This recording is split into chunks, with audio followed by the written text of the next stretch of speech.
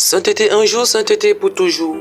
Aujourd'hui, nous célébrons la fête de la chair de Saint-Pierre, un moment où l'Église nous rappelle que Jésus a choisi Pierre pour devenir le fondement sur lequel il allait bâtir son Église.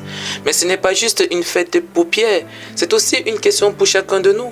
Quelle est ma réelle contribution à l'Église aujourd'hui? Jésus a choisi Pierre, un homme avec des faiblesses, des doutes. Il a choisi ce gars qui va le régner jusqu'à 3 fois. C'est sur ce type qui décide de fonder son église.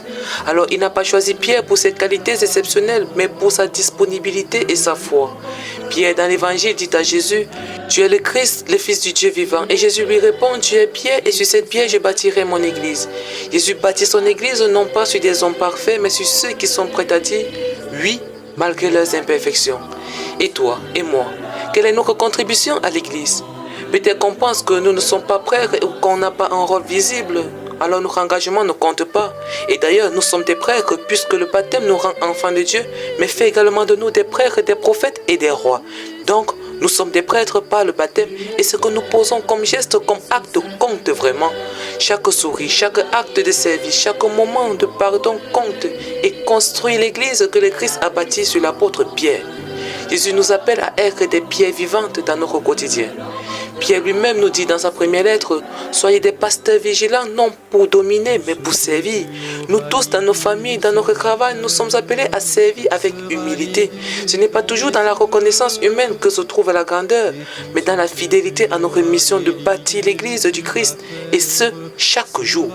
Peut-être qu'on se sent invisible, fatigué, comme si tous nos efforts n'avaient aucun impact, comme si personne ne voyait ce qu'on faisait pour évoluer. Mais disons-nous bien que Jésus voit notre cœur. Il voit nos gestes, il voit les gestes que l'air humain ne sait pas reconnaître, il voit notre désir de servir. Ce sont ces petites pierres invisibles aux yeux du monde qui bâtissent l'Église.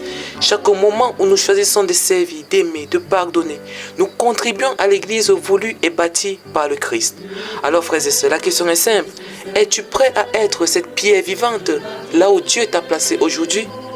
Par l'intercession de Saint-Pierre, rocher de l'Église, et par celle de la Vierge Marie, mère de l'Église, que le Christ puisse fortifier le pape François, successeur de Pierre et chef visible de l'Église, surtout en ce moment de maladie, et que le Christ continue à faire prospérer et protéger son Église dans le monde, particulièrement chez nos frères de la RDC en crise.